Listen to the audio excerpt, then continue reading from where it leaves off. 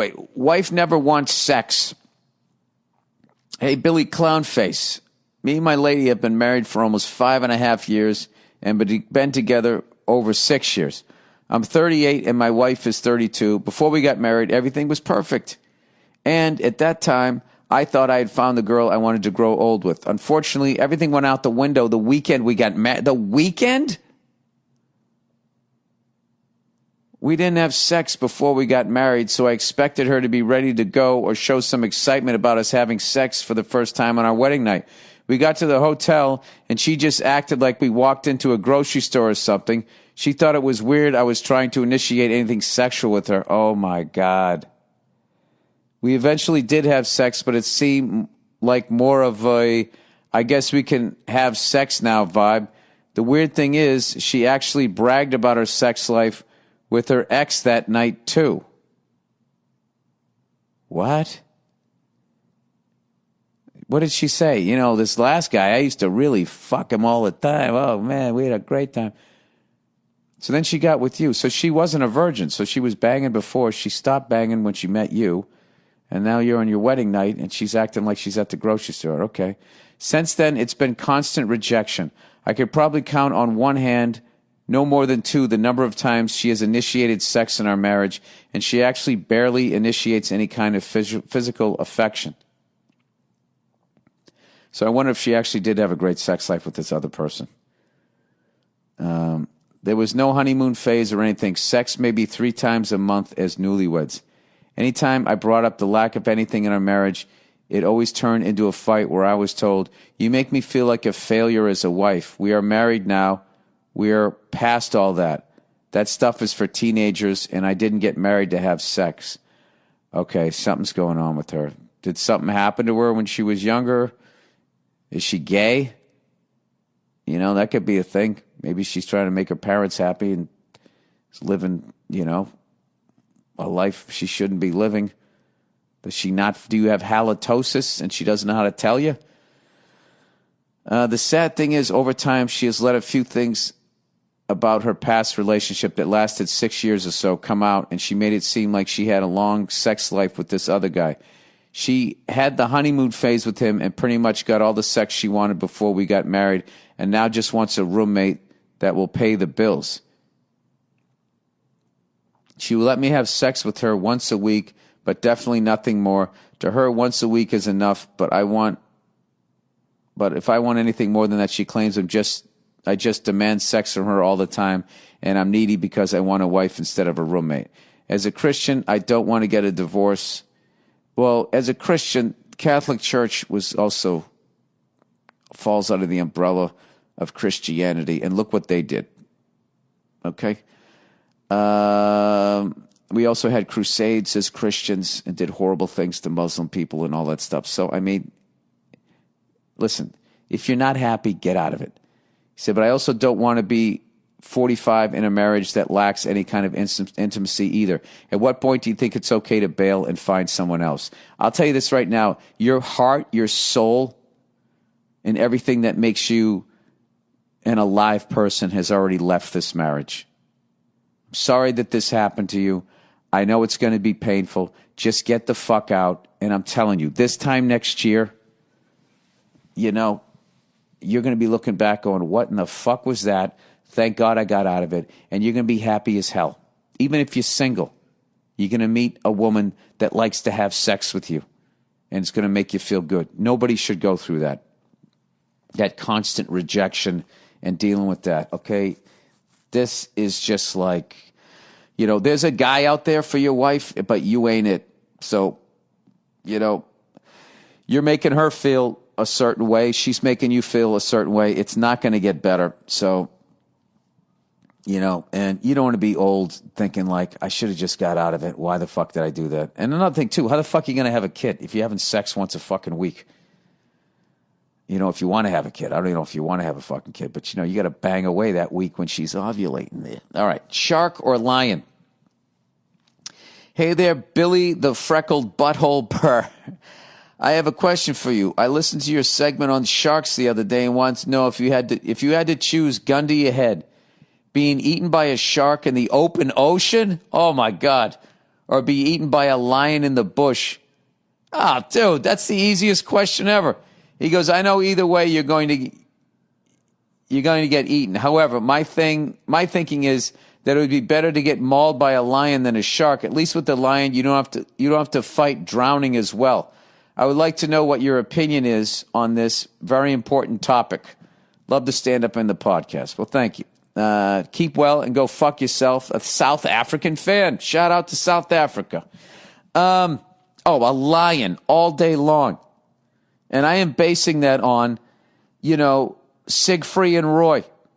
I think that was a tiger or whatever, a big cat. Dude, that thing grabbed him, and within 2 seconds, he went limp. And then that was it. I'm not saying I'm happy that happened. It was absolutely horrific, whatever. But, you're playing with lions and tigers, eventually something's going to happen, right?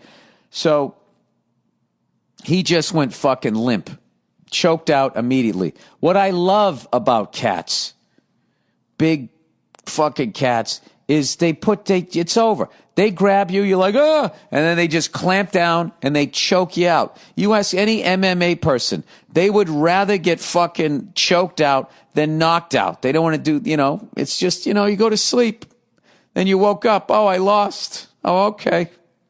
I don't have any cognitive damage. You just go to sleep and you would wake up wherever the fuck you go, or you're just dead. If that's what happens, like a squirrel, you're just dead. A shark is going to bite you first. You can't fucking see it.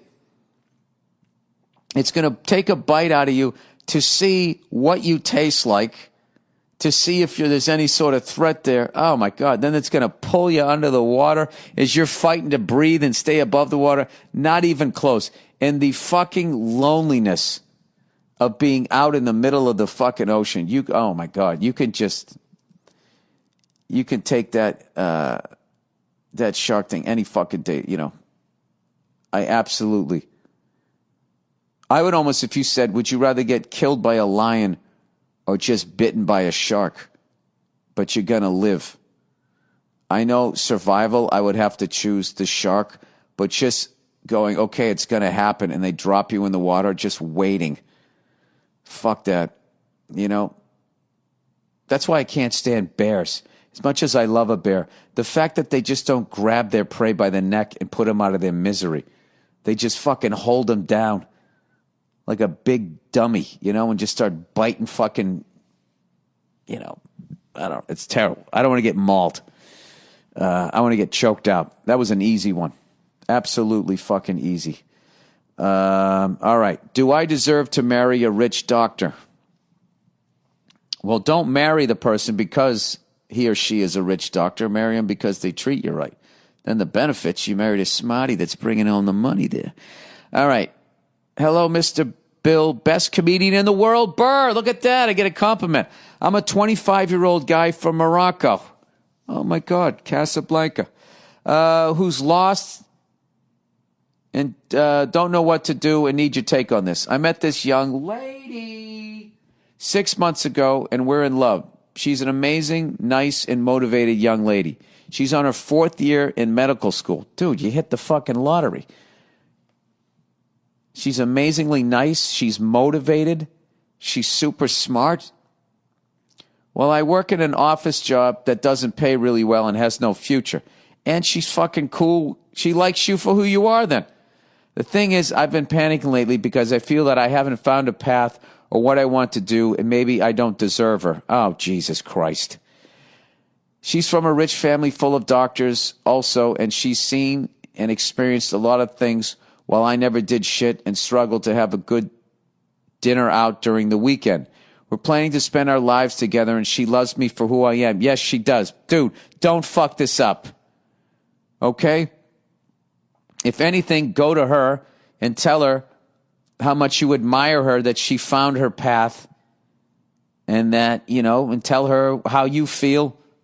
I just tell her how you feel, how great she is, and you almost feel like you don't deserve her, and how you want to find your path because you want to contribute to the relationship more. Do that. Don't sabotage this. He goes, but I don't know if I deserve her, and I don't know what I can do to find a good career so I can make a living in the same level. First of all, don't compete with her. He said, sorry for the long email. Help this miserable guy who's happy for the first time in life, but he thinks he'll mess it up. Yeah, you got issues, dude. You got fucking issues where you're saying you're happy for the first time in life. So what it is you've been miserable so long that misery is your comfort zone. Even though you don't want to be miserable, you're comfortable. And you know how I know that? Because I used to be like that.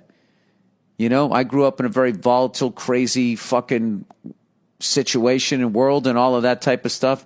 And I was like, I'm not fucking doing that. I'm going to be around nice, peaceful, calm people. And what you do is you gravitate towards what feels familiar subconsciously without even knowing it. And you're surrounded yourself by a bunch of lunatics and you fit right in because you're a lunatic. So here's the thing, dude. You found happiness. All right? Just allow yourself to be uncomfortable with that. And gradually get comfortable with it. And what you need to do is communicate with her. Okay, you obviously are head over heels with this woman. You absolutely love her. You should marry her and use her as an example of the kind of person that you want to be. Happy, motivated, and don't put pressure on yourself to make as much money as she's going to be making. It's like the only person she's not doing that to you. So why do that to yourself? All right? And as far as like finding out what you're supposed to do in life, just follow your heart. I know that's fucking cliche, but like think about what you like, what you're interested in, try a bunch of different things. And if there's something that, you know, you find something that you would just do anyway, if you can turn that into a job, you never feel like you're working. So don't fuck this up, dude. That's really going to make me sad if you do that, all right? You deserve this person. And you know why you deserve this person? Because you've been miserable your whole life.